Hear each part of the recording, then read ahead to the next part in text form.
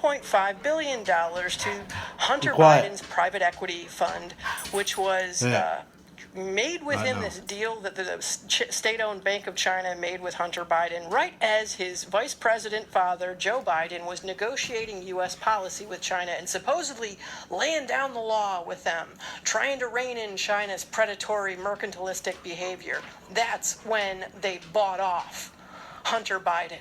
So, yeah, you can see how the game has been played and rigged against us. Now, if the left wants to bring up China as a shining example of communism, I'm sorry, I don't think that a country that puts over 1 million people in a concentration camp, a country that has a mass surveillance state, a country that is shooting its citizens in the street in Hong Kong, is in any way a country that should be emulated. Nor is a country that has this Orwellian rhetoric where they declare that, oh, it's freedom, the fact that you're not allowed to vote in your leaders. That means that you're free. Or it's freedom that you're not allowed to have political speech. That means you're free. No, I don't buy that. But if they want to sell that, let's have it. Let's have that discussion. I agree. Sure. Let's go to Tim in Minnesota on line 2. Tim, welcome to the show. Thank you. I love the show.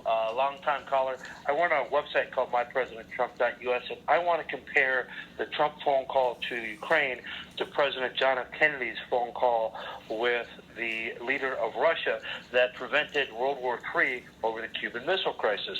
Now let's talk about the deal Kennedy made. He agreed to withdraw nuclear weapons, American ballistic missiles, from Turkey and Iran in exchange for the Russians' withdrawal from Cuba. That stopped World War III. Is that an impeachable offense? I don't think it's as important as what President Trump did, but it's still, hey, I need a favor, you want something, I want something. I've heard that presidential phone call. Out of the thousands of presidential phone calls, that's one of the ones we've all heard. And what do you hear? The president negotiating with a foreign country, a quid pro quo that stops World War III.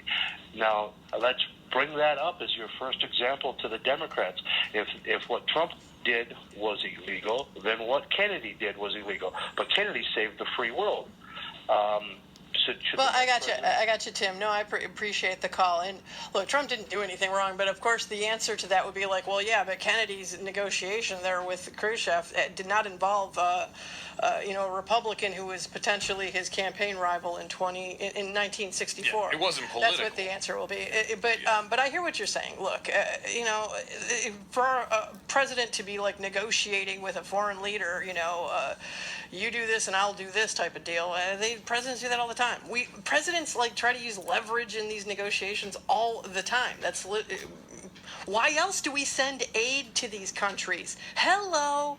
Think about it, people. Why do we send foreign aid? It's because we want something in return. Although the left, and apparently the GOP, would like you to think that foreign aid is just because we're, America's ATM machine. No. The concept of foreign aid is we want something in return. We want good behavior. We want a certain thing.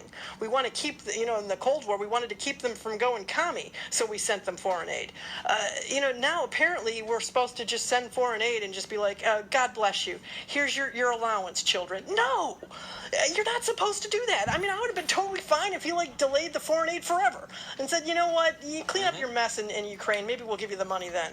Or if we're sending the aid, it's just because we're trying to keep Russia out of Ukraine. That's totally fine. That's cool. But we should make foreign aid contingent on something we want. Exactly. And if we're going to have this discussion, if this is where this is going, great. Let's have that discussion about it, folks. I think this is a wonderful thing. And I want to thank you all for listening this evening and encourage you, please, to check out Breitbart News Daily tomorrow morning with our very own Alex Marlowe. And check out Breitbart.com.